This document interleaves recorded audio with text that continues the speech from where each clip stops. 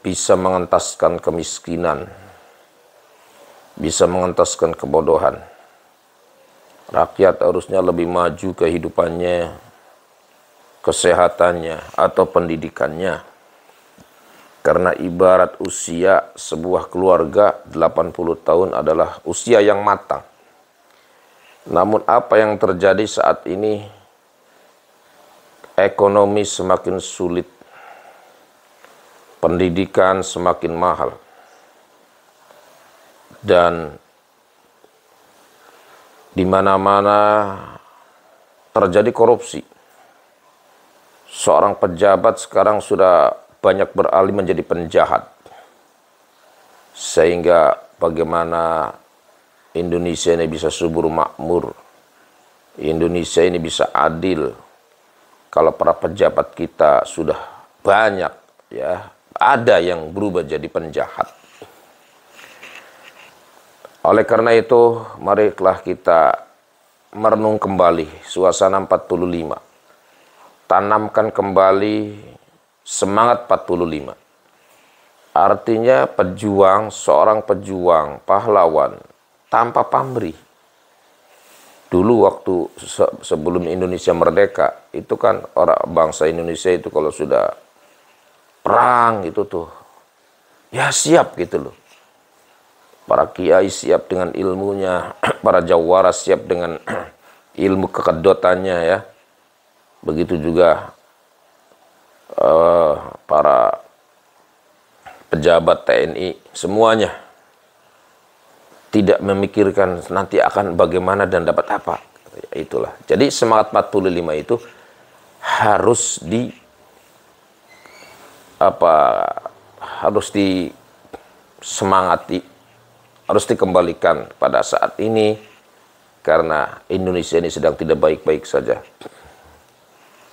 Ya, bayangkan triliunan orang korupsi, triliunan. Seharusnya uang itu dibagikan ke rakyat untuk bangun masjid, untuk bangun musola, untuk ekonomi menengah ke bawah, malah dikorupsi. Tega banget itu, ya. Saat ini juga sedang dikoreksi tentang masalah haji.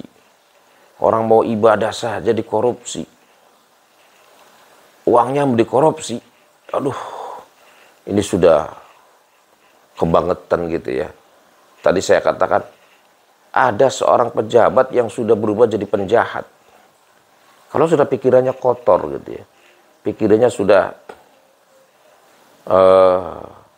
pengen kaya gitu.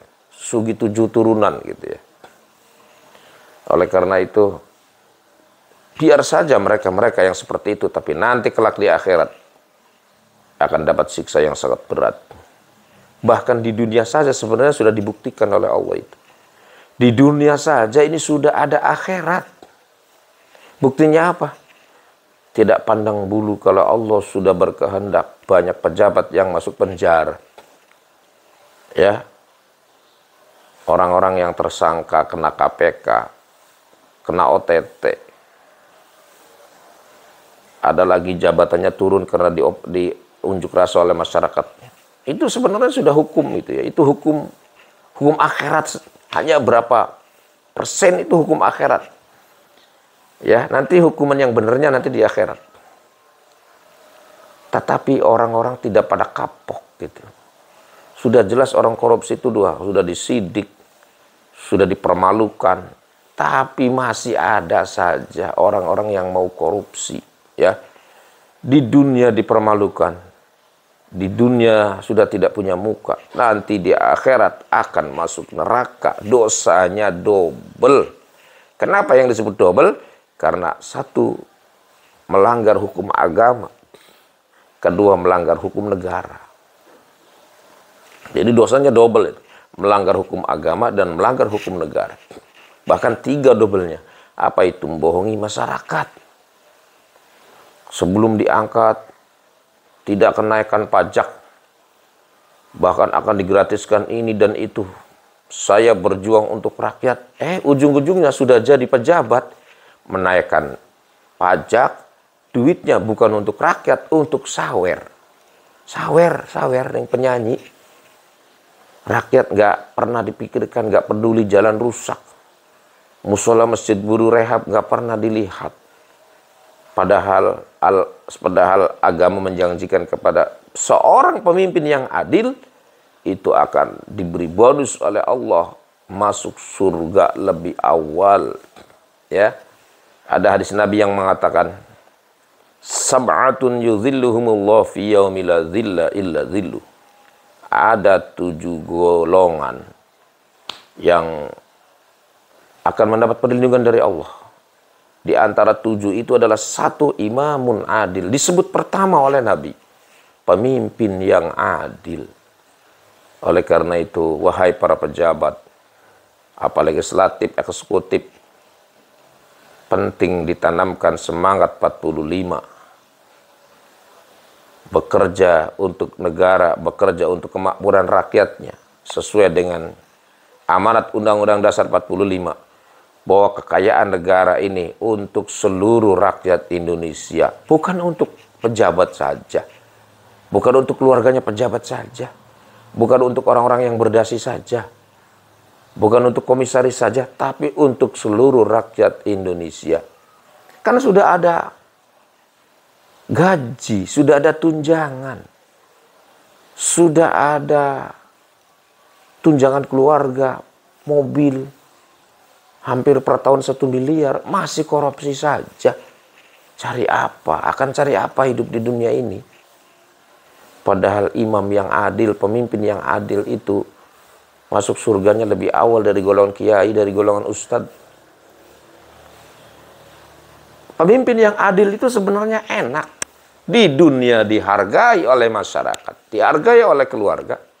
Di akhirat mati masuk surga. Adil itu seperti apa sih? Ya kan sudah diberi gaji, tunjangan, itu aja cukup. Jangan ambil jatah rakyat. Ya, saya dengar lagi, lebih ngeri lagi, bansos, bantuan sosial, harusnya untuk masyarakat kecil, masuknya kepada orang-orang yang sudah punya jabatan. Ya, rekening-rekeningnya yang sudah rekening-rekening orang-orang yang punya jabatan, nyasarnya ke situ. Ada berapa ratus rekening itu. Luar biasa ini kejahatan yang tersembunyi, ya. Allah Maha tahu, Allah Maha melihat. Oleh karena itu, tanamkan semangat 45, tanamkan keikhlasan kita kepada Allah, bahwa nanti di akhirat akan dihisab. Kalau para pejabat ingat akhirat, ingat mati, insya Allah tidak akan korupsi. Jadi yang prihatin lagi saat ini, banyak pejabat yang sudah berubah menjadi penjahat. Berpikirnya bukan untuk rakyat lagi, bukan untuk kemakmuran rakyat lagi, tapi untuk dirinya sendiri, keluarganya, supaya kuat. 7 turunan tidak akan habis uangnya. Nauzubillah summa nauzubillah. Ingat, ada hukum Allah. Di dunia saja sudah dibuktikan. Ya, enak saja uang punya rakyat. Uang untuk rakyat masuk ke kantong sendiri, direkayasa ini dan itu. Sekarang waktunya ada hukum Allah. Kalau sudah KPK datang, sudah tersangka, tidak bisa minta ampun. Uang banyak pun tidak akan bermanfaat. Ya. Oleh karena itu, pada peringatan